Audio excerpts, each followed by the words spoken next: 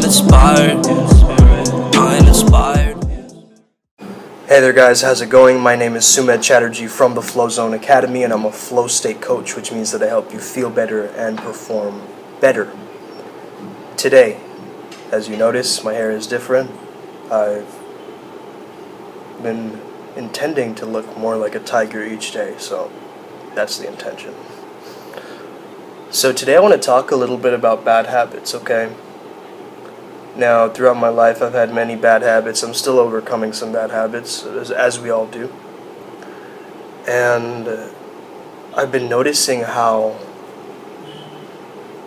deadly bad habits really are, because all bad habits are doing is it's lowering our chance of survival. You get what I'm saying, guys? It's not actually helping our survival value to tap into our bad habits.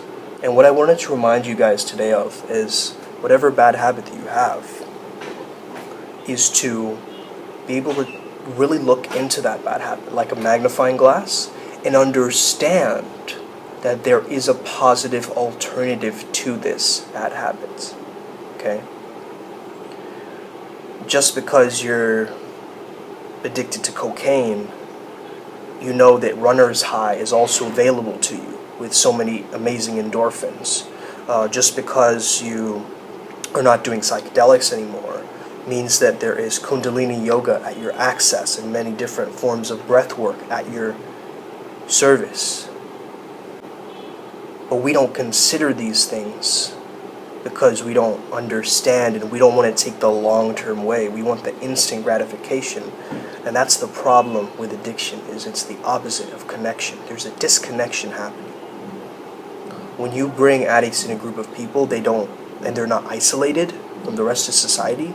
But what do we do as a society? We isolate addicts and people who have bad habits, right? Society sees bad habits as bad. Like, these habits are bad and these habits are good. I think it's how you use it, okay? There are centennials who still drink whiskey and they're completely healthy. But it's how they respond to it that it's going to crumble them.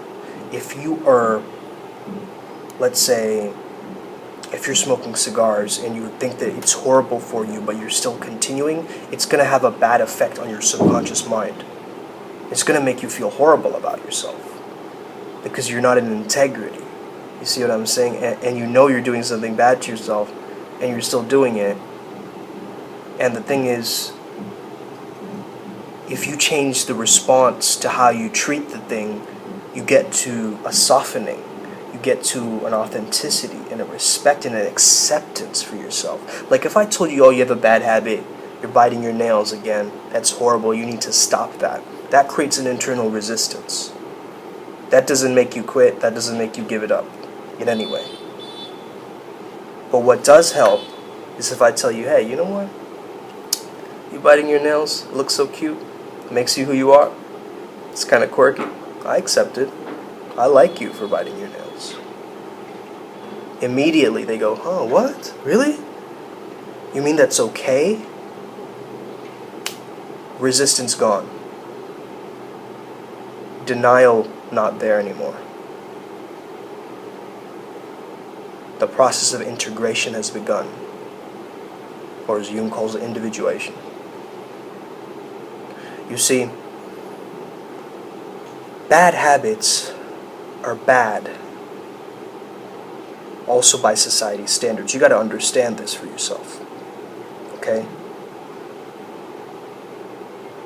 Because all we're doing is finding different pain management. That's all really time management is pain management. And it's just a form of us coping. A lot of the people who enter the Flow Zone Academy and they tell me like, hey, I've been doing this bad habit for so many years. I tell them, listen, that's what helped you also so many years. So let's have some compassion there for yourself to recognize that we all have our own vices. We all have different ways that we manage pain. For some it's binge eating, for some it's, binge drinking, for some it's binge watching. I've been thinking about this idea recently, do different endorphins help us manifest? Because if we are in a higher vibration, we're feeling good, you notice there's a lot more luck. But luck is when preparation meets opportunity as well, right? So it's like being super prepared for when the options do flourish into our lives. So, in terms of bad habits, it's about finding the connection there. What are you disconnected from? What is the pain point there that you're running away from and avoiding in yourself? Right, I really had to ask myself, because I'm doing this mental diet thing.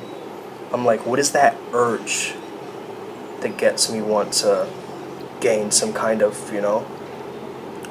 satisfaction?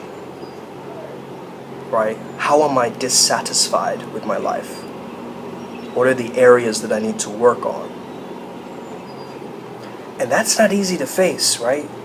That's actually an incredibly humbling moment where you come into contact with your worst self and being able to love them as they are, to actually begin the process of our own healing.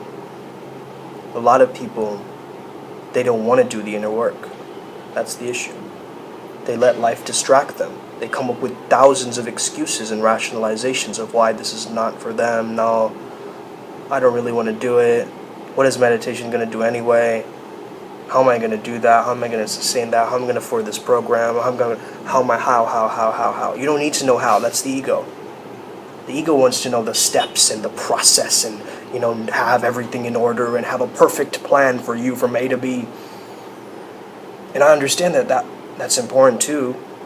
The left brain loves to understand the process of things and categorize things and know that, 12 steps for sure. I know that there's 12 steps here, so now I'm going to follow through with them. Okay? But if you notice, the 12 Steps program is a heavy spiritual element to it, to connect you to the divine or higher power or God in some way, right? And that missing piece is also the faith in terms of flow state, because flow state is a quasi-mystical experience that basically connects you to source. Think about it, right? So the flow state can be used as an addiction as well, right? Because if you're injecting heroin, you're also technically tapping into a flow state, but it's chemically engineered flow state. It's not authentic and pure flow state that's created from the pharmacy of your own brain. You see, our brain is a pharmacy, guys. We can tap into the powers that it has, but we don't allow ourselves to explore the powers that our mind actually possesses because we shame the mind. Have you seen how much we shame the brain and the mind in culture? Right? From one side we shame the mind, the other side we shame the body, and we start to shame the spiritual side too, like that's woo-woo stuff. Oh, that's too woo-woo. Listen guys, we need an integration of all three, but if we keep shaming all of those, guess what? We're not going to get to either one. Because flow state is a heart, mind, gut, intelligence combined. Okay? It's where your subconscious and conscious mind are homies. It's where you're actually working with your flaws and learning to adjust your character flaws. I noticed a character flaw of myself. Sometimes I started yelling. I noticed some character flaws of myself. Sometimes I would just react to certain things that didn't make sense to me, and I didn't try to make sense of them. But until I actually sat down and I told myself, like, look, there's something to this thing. You're being challenged in some way right now, and it's time to step up as a man and a leader and to get shit done. And that process is never easy. But who wants it to be easy anyway? You guys play an easy video game? No, that's boring, okay? The challenge is what makes it interesting. But too challenging just means that you don't have the skill set. So that means you're going to have to develop the skill set in order for you to maintain a certain kind of lifestyle. Okay? To get better at it, to improve. And how do we improve? We act in repetition.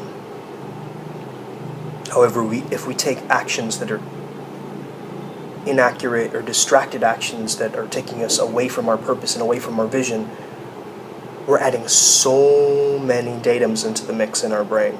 And our brain is trying to process all of those datums, right? And we're getting even more distracted and overwhelmed because there's so much information out there we don't know what to do with it. So my advice to you would be to trust one process, one method. If it's my method, that's great, but choose one and just go with it and go all into it.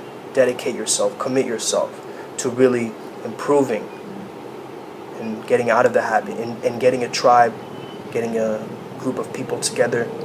All right, join the Telegram group if you can. We have amazing people in there.